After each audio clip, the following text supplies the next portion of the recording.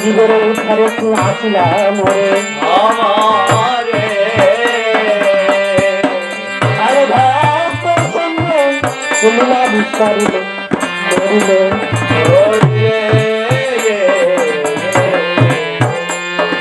আরে কথা হতে তরুণী আমার ও তরুণ করেছে বাবা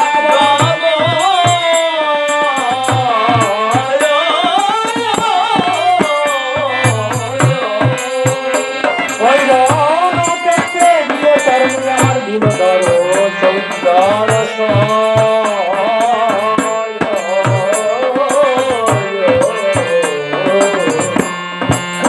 ক্ষেত্রে দিয়ে তরুণী তরুণ দিতে দেখি চাই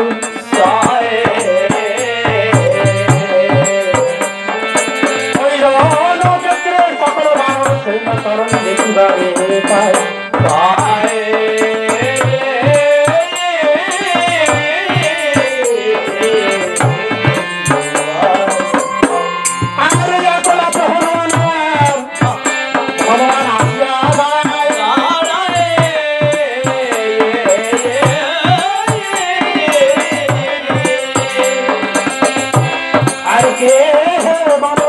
বলো তোমার সত্য পরিচয়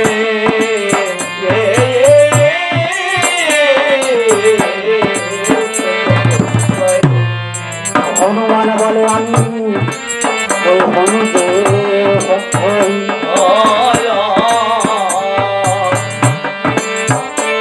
আরে তারি বলো রাম লক্ষ্মণ দুটি ভাইকে আমি তাই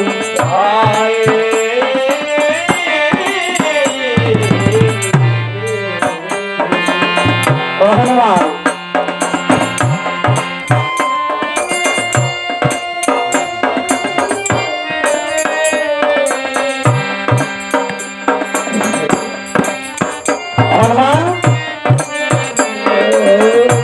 তোমার সাথে আমার কোনো দ্বন্দ্ব নেই আমি রণক্ষেত্রে যুদ্ধ করতে এসেছি শুধু রাম লক্ষ্মণের সাথে যাও হনুমান যাও তুমি এক্ষুনি গিয়ে বলো আর যে রণক্ষেত্রে 5 বছরের বালক এসেছে তরুণী আমি রাম লক্ষ্মণ কিছু ভাইকে চাই তোমার সাথে আমার কোনো দ্বন্দ্ব নাই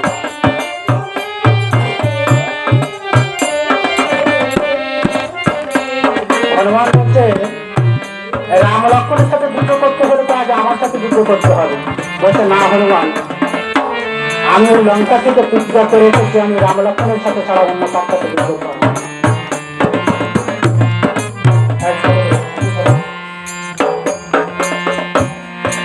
এটা হনুমানের মুখের কথা কিন্তু অন্তরের কথা কি হনুমানের অন্তরের কথা হচ্ছে দয়াল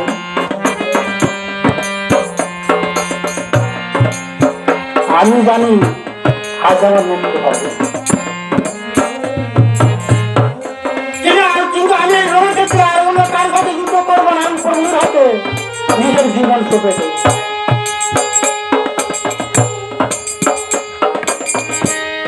আমি আজ ভগবানের চরণে আমি নিজেকে অর্পণ করে দেব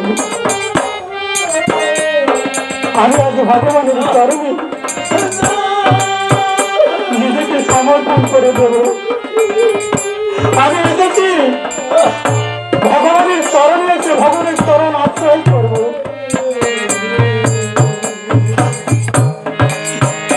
আমি ভগবানের চরণ আশ্রয় করতে এসেছি আসলে বাবা ভক্ত আর ভগবানের সম্পর্ক কেমন হয় জানেন যেমন একটি মায়ের সাথে শিশু সন্তানের সাথে মায়ের যেমন সম্পর্ক ভক্ত যেমন ভগবানের সাথে ঠিক তেমন সম্পর্ক একটা বাচ্চা কাঁদলে যেমন তার মা বুঝতে পারে তার সন্তান কি চাইছে ঠিক তেমনই ভগবানের যদি কোনো ভক্ত কাঁদে তাকে এখন সে এখন মনে ডাকে তিনি বুঝতে পারে আমার এই ভক্ত কি চাইছে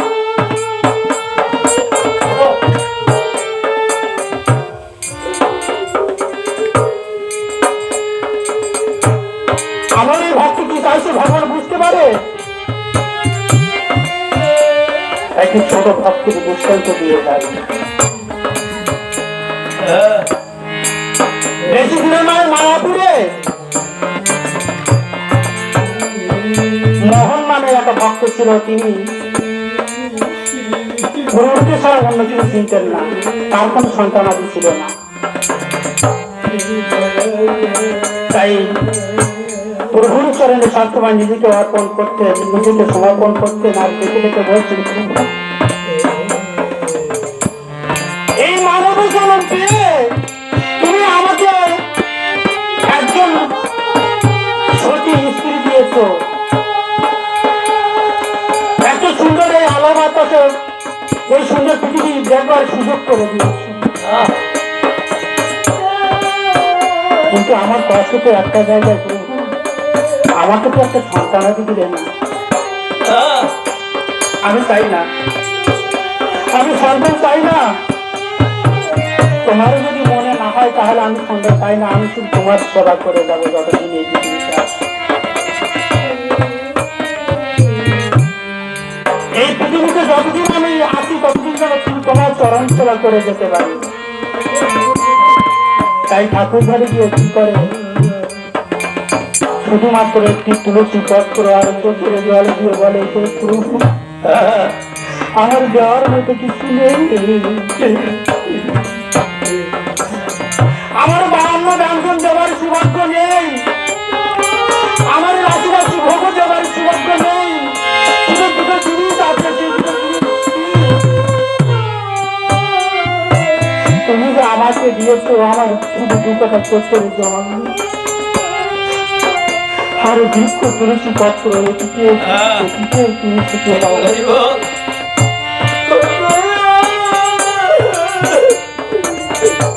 কেমন ভক্ত দেখুন বাবা, আমরা ঠাকুরের কাছে চাই, ঠাকুর আমাকে এটা দাও, আমাকে ওটা দাও, ধন দাও, সম্পত্তি দাও। আর ওই পাগল ভক্তটা কি বলে জানেন? ওই পাগল ভক্তটা বলে, হে প্রভু, আমাকে তো তুমি ছুটি রেখেছো, তুমি কেমন আছো? হে প্রভু, তুমি ভালো।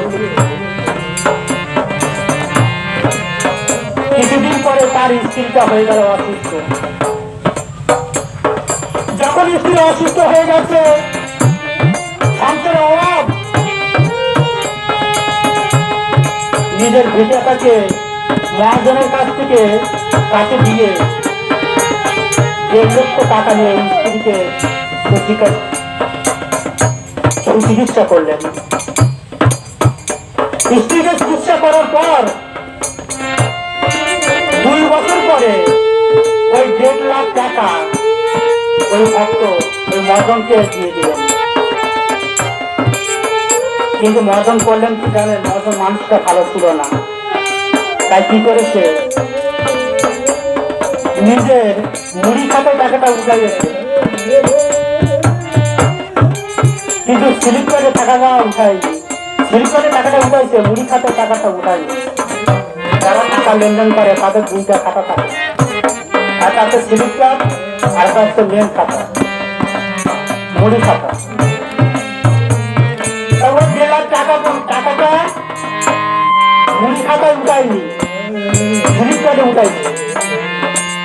কিছুদিন পরে গিয়ে বলছে, মোহন, আমি তোমার কাছে 1.5 লাখ টাকা পাই, তুমি টাকাটা দাও না কেন? মহাজন, আমি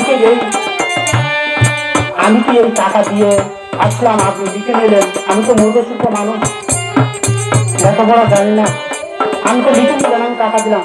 বলছে না, আমি তোমার নামে চেক করবো। যথারীতি মোহনের নামে চেয়েছিল। মোহনকে ডাকা হলো, কোর্টে গিয়ে জজ সাহেব বসে আছে, উকিল বসে আছে, 2 পক্ষের উকিল। উকিল বলছে মোহনের কাছে টাকা পাবে 1.5 লাখ টাকা দেই নাই।